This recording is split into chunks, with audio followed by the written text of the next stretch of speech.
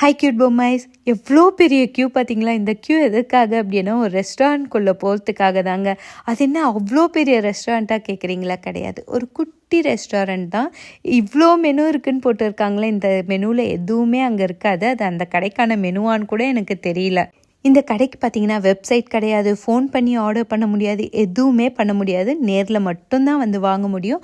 அதே மாதிரி daily open பண்ணுவாங்களான்னு கேட்டால் கிடையாது. அவங்க நினச்சா ஓப்பன் பண்ணுவாங்க, இல்லைன்னா க்ளோஸில் தான் இருக்கும் கடை. இந்த கடைக்கு பார்த்தீங்கன்னா ஃபேன்சியான மெனுவெல்லாம் எதுவுமே கிடையாது. இந்த கடையில் எப்படி ஆர்டர் பண்ணணும்னா, ஐ நீட் 1, ஐ நீட் 2 அவள் தாங்க ஆர்டரே.